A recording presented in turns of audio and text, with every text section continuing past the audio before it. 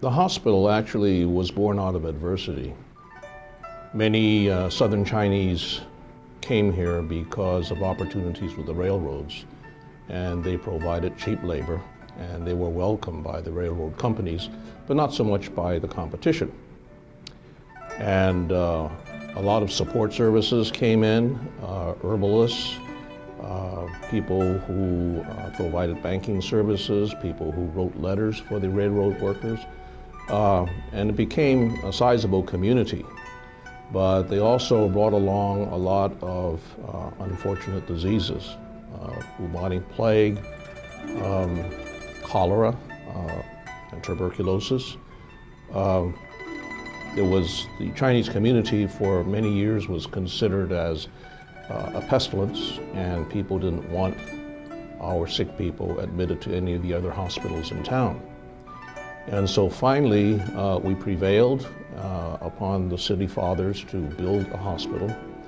Chinese hospital and the health system really started in 1899.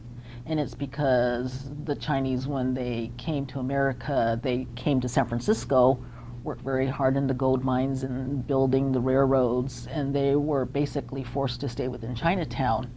So being forced to stay within Chinatown, couldn't go to any of the mainstream hospitals, we had to provide our own system. So through that, we created the Chinese hospital health system. My family has been part of the community for many, many generations. So they came over to America in the 1850s here to California. So there's a long culture and expectation to give back to the community. And as physicians, we play an important role in our communities, not just the medical community, but the larger community. So when the need came out to my group to help this hospital, we heard the calling to come and make this medical center a better place.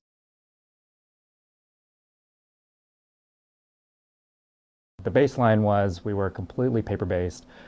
We were writing appointments on a standard Staples binder in pencil for each modality. So you can imagine how difficult it was to keep track of when patients were being seen and the quality, accuracy of that. Our waiting times were tremendous. We had waiting times of up to 3 to 4 months for mammograms.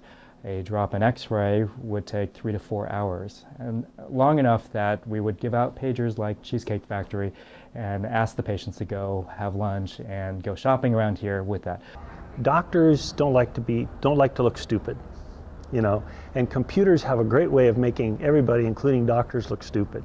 So anytime you're trying to take things from the paper-based system that you're used to something that's electronic-based and computer-based, you're always going to have an uphill battle. It certainly opened our eyes as to the issue about storage space. In the old days, radiology would have stacks and stacks of films, and we can bring them over to the office and we'd have a special cupboard just to store those films, and we see patients. And in our office as well, we have stacks and stacks of patient files.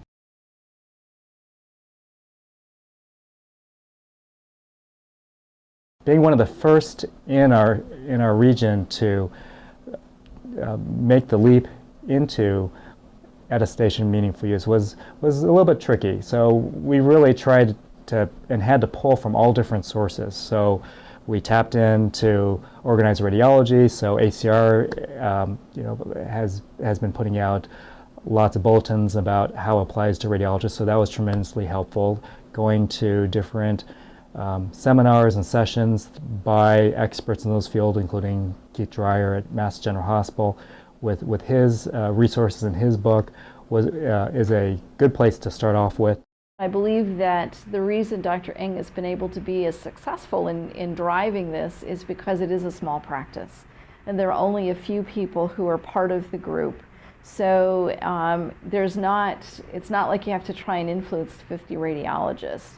He has, just a handful of them. So in that smaller practice, you can get the consistency. You can make sure that everyone understands the message and the reason why, and what the benefit is in the long term. But I think what we show in terms of our outcomes here is that, you know, being a small hospital is not, and a small radiology practice has not hindered us from being able to achieve those objectives.